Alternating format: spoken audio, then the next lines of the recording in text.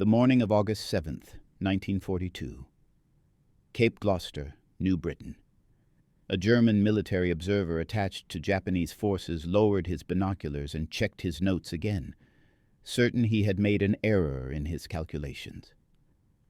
4 days ago, this had been virgin jungle, dense, hostile terrain that Japanese engineers had estimated would require 4 months to clear for any kind of military installation. Now, through the humidity and morning haze, he could see American construction equipment moving with mechanical precision across what was rapidly becoming a functional airstrip. The sound of bulldozers carried across the water, a rhythmic industrial symphony that seemed to mock every assumption about warfare in the Pacific that German doctrine had accepted as gospel. His report, preserved in Wehrmacht intelligence archives, would be dismissed by his superiors in Berlin as either exaggeration or propaganda. The numbers he cited, the tonnage of equipment landed, the cubic meters of earth moved, the speed of construction, seemed to violate the basic principles of military logistics that had been refined over centuries of European warfare. Yet here it was, undeniable and accelerating with each passing hour. The Americans were not just building an airfield. They were demonstrating an industrial capacity that rendered traditional calculations of military strength fundamentally obsolete. If you're enjoying this deep dive into the story, hit the subscribe button and let us know in the comments from where in the world you are watching from today. The observer's confusion was not merely tactical. It represented a collision between two entirely different conceptions of modern warfare. One rooted in the measured, resource-conscious military tradition of continental Europe, and another emerging from a nation that had spent the previous decade building the largest industrial infrastructure in human history. What he was witnessing at Cape Gloucester was not an anomaly. It was the opening demonstration of what American military planners called engineering dominance, the ability to reshape geography itself at a pace that would transform the character of the Pacific War. To understand the magnitude of this shock, one must first understand what German military observers expected to see in the Pacific theater. Wehrmacht doctrine, refined through campaigns in Poland, France, and the opening phases of Operation Barbarossa, emphasized speed of maneuver and concentration of force. But even German blitzkrieg tactics operated within acknowledged logistical constraints. Airfield construction, in particular, was understood to be a methodical process requiring extensive preparation, careful surveying, and weeks or months of labor-intensive work. German engineering manuals from 1942 specified that constructing a fully operational airfield capable of handling medium bombers required a minimum of 6 to 8 weeks under optimal conditions. This timeline assumed favorable terrain, available local labor, and no enemy interference. In hostile jungle terrain, German planners estimated construction times of 3 to 4 months as realistic. These estimates were not conservative pessimism. They reflected the actual capabilities of German engineering units, which had proven highly effective in Europe, but operated within the material constraints that governed European military operations. The Japanese military, Germany's ally in the Pacific, shared these assumptions. Japanese engineering doctrine, heavily influenced by European military theory, approached airfield construction with similar caution. When Japanese forces occupied islands across the Pacific in late 1941 and early 1942, their airfield construction proceeded at what seemed to them a reasonable pace. On Guadalcanal, Japanese engineers had spent nearly 6 weeks constructing the airfield that would eventually bear their commander's name, a timeline they considered efficient given the difficult terrain and tropical climate. This shared understanding of logistical reality made the American performance at locations like Guadalcanal and Cape Gloucester seem not just impressive, but literally incredible to Axis observers. The word incredible here is not hyperbole. German and Japanese intelligence officers initially refused to believe reports of American construction speed, suspecting either measurement errors or deliberate misinformation. The cognitive dissonance was profound.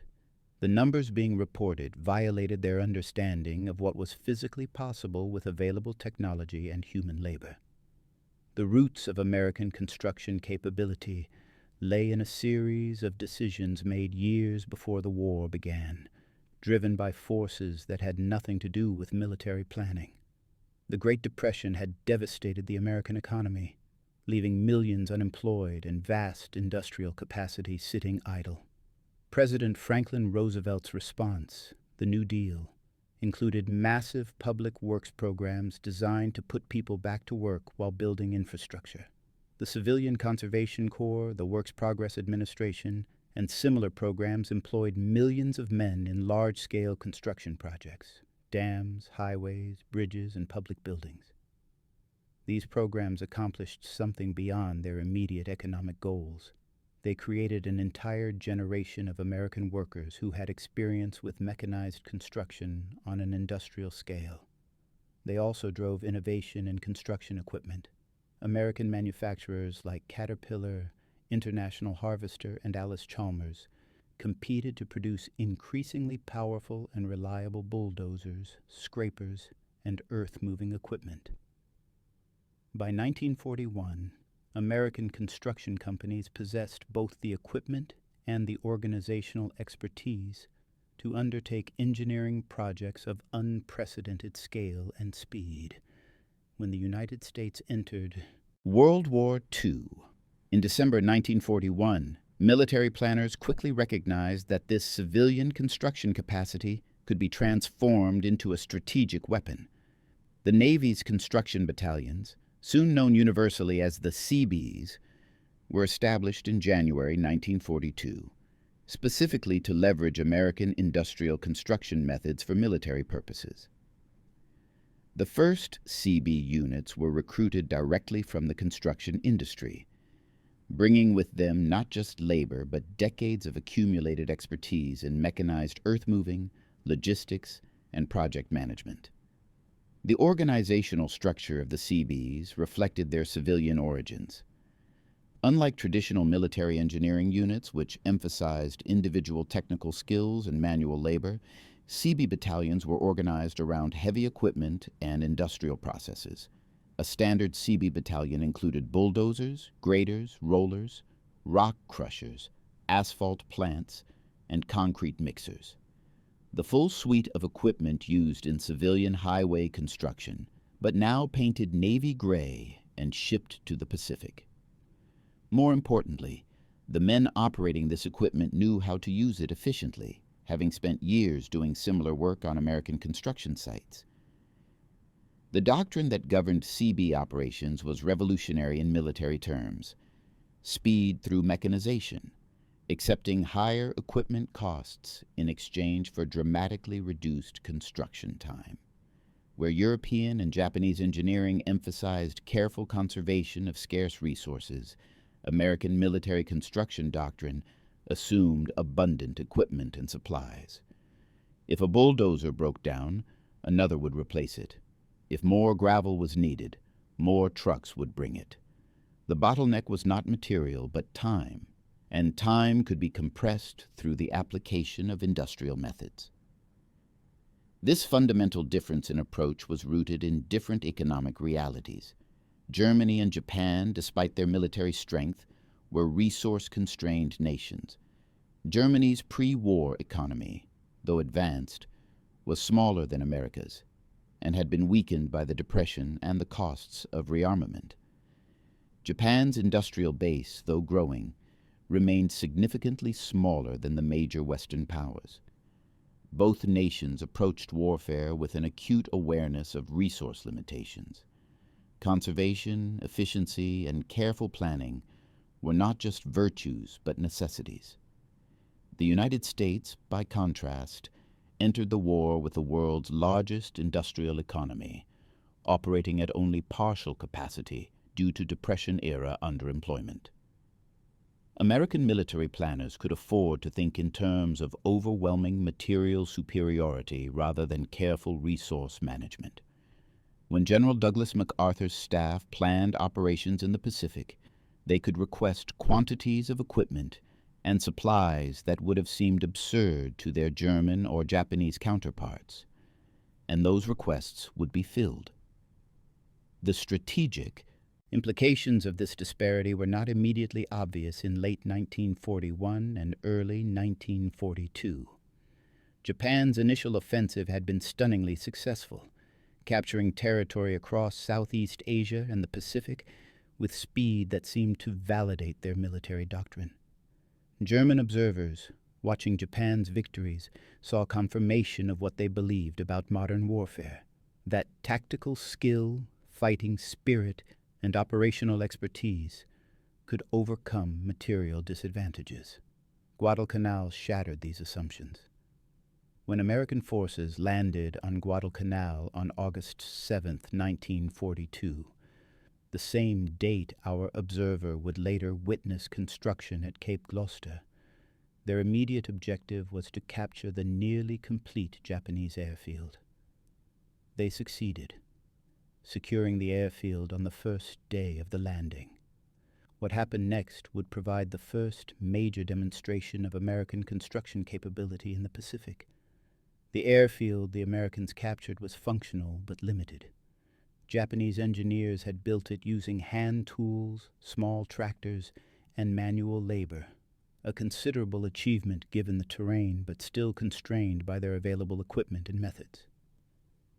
The Americans immediately began expanding and improving it, and the pace of their work astonished both Japanese defenders and neutral observers. Within 48 hours, American engineers had extended the runway and improved its surface quality. Within a week, they had constructed taxiways, revetments, and support facilities that had taken Japanese engineers nearly 2 months to build. The tools that made this possible would have been familiar to any American construction worker, but seemed almost science-fictional to Japanese soldiers watching from the jungle. The Americans deployed multiple bulldozers working simultaneously, each capable of moving more earth in an hour than dozens of men with shovels could move in a day. They brought graders that could level rough ground to precise specifications. They had portable asphalt plants that could produce paving material on site, eliminating the slow process of importing finished materials. But equipment alone does not explain the American achievement. The organization of work was equally important. Seabee units operated in shifts, maintaining continuous construction around the clock. Work continued under floodlights after dark, a practice that seemed reckless to Japanese observers who feared night air attacks but which allowed the Americans to maintain relentless progress. Supply ships arrived with pre-calculated loads of materials, the right quantities of steel matting, gravel, fuel, and cement to support the planned construction schedule. Nothing was left to improvisation or local procurement. The psychological impact on Japanese defenders was severe. They had been told that American forces were soft, unprepared for jungle warfare, and unable to match Japanese fighting spirit. Instead, they saw an enemy that could reshape the battlefield itself with industrial efficiency. Every day, the airfield grew larger and more capable. Every day, more American aircraft arrived to use it. The ground beneath their feet, which should have been their ally in a defensive campaign, was being conquered by machines. German observers in the Pacific, though fewer in number, reported similar shock and disbelief. Wehrmacht officers, accustomed to the careful planning and resource management that characterized German military operations, struggled to comprehend the apparent wastefulness of American methods. The Americans seemed to throw resources at problems without concern for efficiency or conservation. Bulldozers worked at full throttle, consuming fuel at rates that would have been unacceptable in the resource-conscious German military.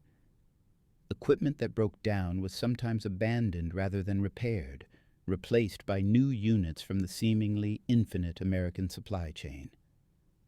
This apparent wastefulness was, in fact, a deliberate strategic choice rooted in industrial abundance.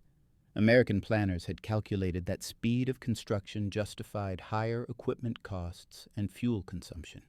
A bulldozer that could work 18 hours a day for a month before breaking down was more valuable than one carefully maintained to last a year, if the faster pace allowed airfields to become operational weeks earlier. The replacement cost of equipment was trivial compared to the strategic value of rapid deployment. If you find this story engaging, please take a moment to subscribe and enable notifications. It helps us continue producing in-depth content like this. The numbers tell the story with brutal clarity. In the 6 months following the Guadalcanal landings, American engineers constructed or improved over 60 airfields across the Pacific Theater. Japanese forces operating in the same geographic area with similar terrain challenges completed fewer than 15. The disparity was not merely quantitative but qualitative. American airfields were typically larger, better equipped, and more resilient than their Japanese counterparts. They featured paved or steel-matted runways that could handle heavy bombers, extensive revetments to protect aircraft from air attack, and sophisticated drainage systems that kept them operational during tropical rains. The construction of Fighter Strip No. 2 on Guadalcanal provides a detailed case study. American engineers began work on September 10, 1942, on what had been dense jungle 48 hours earlier. The project required clearing approximately 200 acres of vegetation, moving over 100,000 cubic yards of earth, and installing 3,600 feet of Marston matting, interlocking steel planks that created an instant runway surface. Traditional military engineering doctrine suggested this would require 6 to 8 weeks. The Seabees completed it in 11 days. The secret was methodical application of industrial construction techniques. Bulldozers cleared vegetation in parallel passes, working from both ends of the planned runway simultaneously. The cleared vegetation was not hauled away but pushed into windrows that would later be burned. Grading began before clearing was complete, with scrapers following immediately behind the bulldozers. A dedicated water truck kept dust down and helped compact the soil. Steel matting was laid by specialized crews who worked in assembly line fashion, each man responsible for specific tasks in the installation process. This level of coordination required extensive planning and experienced leadership. Seabee officers were typically drawn from civilian construction firms, bringing professional project management expertise. They used critical path analysis, a method developed in civilian construction, to identify bottlenecks and optimize work sequences. They calculated equipment needs, material requirements, and labor allocations with the precision of industrial engineers, because many of them had been industrial engineers before the war. The contrast with Japanese construction methods was stark. Japanese engineering units emphasized flexibility and improvisation, making do with limited resources through ingenuity and hard work. This approach worked well in situations where resources were genuinely scarce, but it could not compete with American industrial methods when both sides had access to adequate supplies. Japanese engineers might find clever ways to reduce material requirements or substitute local resources for imported ones, but these efficiencies were overwhelmed by the sheer scale and speed of American mechanized construction. German observers, receiving reports of American construction capabilities, initially dismissed them as propaganda or statistical manipulation. The numbers seemed impossible. Wehrmacht intelligence analysts, applying their understanding of logistical constraints, calculated that the reported American construction rates would require equipment and supply levels that exceeded what they believed possible for any military force to sustain in a combat theater. Their calculations were correct for a European-style military operating within European resource constraints. They failed to account for the fundamental difference in American industrial capacity and logistical doctrine.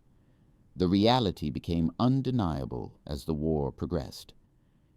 By late 1943, American forces were routinely constructing major airfields in locations that Japanese planners had considered unsuitable for development. The airfield at Bougainville, built on swampy ground that Japanese engineers had judged impossible to use, was completed in 3 weeks. The bomber strip at Los Negros in the Admiralty Islands, constructed under enemy fire on terrain the Japanese had considered naturally defended by its geography, was operational in 12 days. Each of these achievements represented not just engineering skill, but a fundamentally different conception of what military forces could accomplish with sufficient industrial support.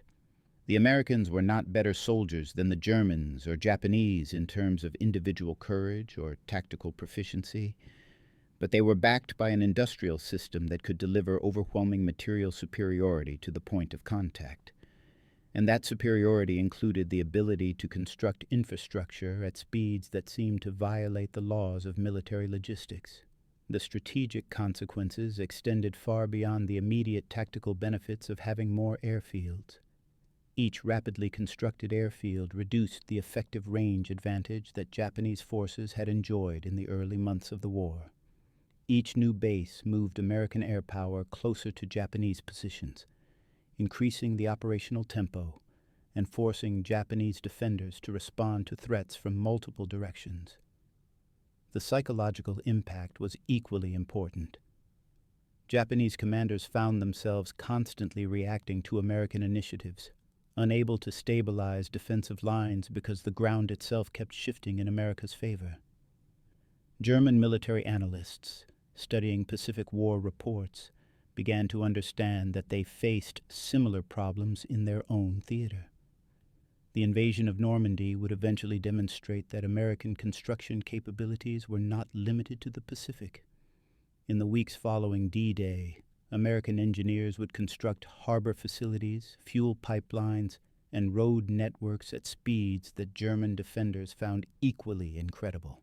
The famous Mulberry harbors, artificial ports built to support the invasion, represented the same industrial approach to warfare, accepting high equipment and material costs in exchange for operational advantages that traditional military thinking considered impossible to achieve. The German observer at Cape Gloucester had witnessed something more profound than just rapid construction.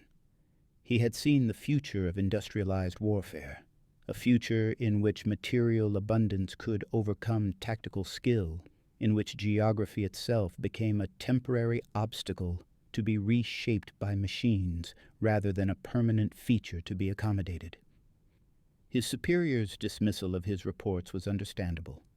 Accepting his observations would have required acknowledging that Germany's entire approach to warfare was being rendered obsolete by an enemy whose strength lay not in military tradition but in industrial capacity. The 1930s had taught American industry how to build on an unprecedented scale. The 1940s would demonstrate what happened when that industrial capacity was directed toward military ends. The airfields were just the beginning. The same methods would be applied to harbor construction, road building, pipeline installation, and bridge engineering. Everywhere American forces advanced, they brought with them the ability to remake the landscape in support of their operations. For the German military, this represented a strategic problem with no obvious solution. Germany could not match American industrial output. The disparity in productive capacity was too large. German forces could win individual battles through superior tactics or operational skill, but they could not prevent the steady accumulation of American material advantages. Every month, the Americans built more ships, produced more aircraft, and constructed more infrastructure. The math was inexorable and ultimately fatal to Axis hopes for victory. The Japanese military faced the same impossible equation in the Pacific. Japanese soldiers and sailors fought with skill and determination, but they could not compensate for the growing American advantage in bases, supply networks, and infrastructure. Each island the Americans captured became the foundation for further advances. Each airfield they built extended their operational reach, and each harbor they improved increased their logistical throughput. The Japanese strategy of making each defensive position costly for the Americans to capture assumed that American willingness to accept casualties had limits, but it failed to account for American ability to simply bypass strongly defended positions and build new bases elsewhere. The 4-day airfield at Cape Gloucester was not an isolated achievement, but a representative example of systematic American capability. The observer's report, dismissed in Berlin, was factually accurate. The construction speeds he described were real, the equipment numbers he cited were correct, and his bewilderment was justified. He had witnessed something genuinely new in military history, the full application of industrial mass production methods to battlefield engineering. In the European military tradition that shaped both German and Japanese thinking, warfare was fundamentally about the efficient use of limited resources. Generals were praised for achieving objectives with minimal expenditure of men and material. Logistics was about making do with what you had, not about overwhelming problems with abundance. This mindset, refined over centuries, was rational and effective when all sides faced similar resource constraints. American military doctrine, emerging from a different economic context, started from different premises. Resources were not assumed to be limited. They were assumed to be abundant, at least for the United States. The constraint was not material, but time and distance. Victory would come not from efficient use of scarce resources, but from rapid delivery of overwhelming force. If that required wasteful use of equipment or supplies by traditional standards, so be it. America could afford the waste, and the time saved was worth more than the material expended. This philosophical difference manifested in countless ways throughout the war. American forces used more ammunition per soldier than any other. Military, not because they were poor marksmen, but because doctrine emphasized firepower over ammunition conservation. They consumed more fuel per mile of advance, not because their vehicles were inefficient, but because they prioritized speed over fuel economy. They abandoned equipment that could have been repaired, not because they were careless, but because replacement was faster than repair. To observers trained in European military efficiency, these practices seemed almost criminally wasteful. But they reflected a clear-eyed assessment of America's strategic advantages. The United States had virtually unlimited industrial capacity relative to any plausible military demand. The bottleneck was not production, but deployment, getting material to where it was needed. Any practice that accelerated deployment, even at the cost of higher material consumption, improved overall military effectiveness. The Cape Gloucester Airfield stood as physical proof of this doctrine in action. What had seemed impossible to German and Japanese observers was merely routine to the American engineers who built it. They had built similar structures, airports, highways, dams, across the United States during the 1930s. They knew exactly what equipment was needed, exactly how to organize the work, and exactly how long it would take. The only unusual aspect was doing it under combat conditions, and even that became routine with experience. By 1945, American forces were constructing airfields that would have seemed utterly fantastic to observers from 1942. The bomber bases in the Marianas, used for B-29 raids on Japan, featured runways over 8,000 feet long, extensive taxiway networks, hardened aircraft shelters, and support facilities that resembled small cities. Construction times continued to shrink. What had taken weeks in 1942 could be accomplished in days by 1945, as engineers refined their techniques and equipment improved. The German observer's report from Cape Gloucester, filed away in Wehrmacht archives and forgotten until historians discovered it decades later, captured a moment of recognition. The instant when military professionals realized that the fundamental rules of warfare had changed. The Prussian military tradition, the Japanese Bushido code, the accumulated wisdom of centuries of European conflict, all of it was being superseded by something new, something that measured military strength not in courage or tactical skill, but in tons of steel and cubic yards of earth moved per day. Thank you for watching. For more detailed historical breakdowns, check out the other videos on your screen now and don't forget to subscribe.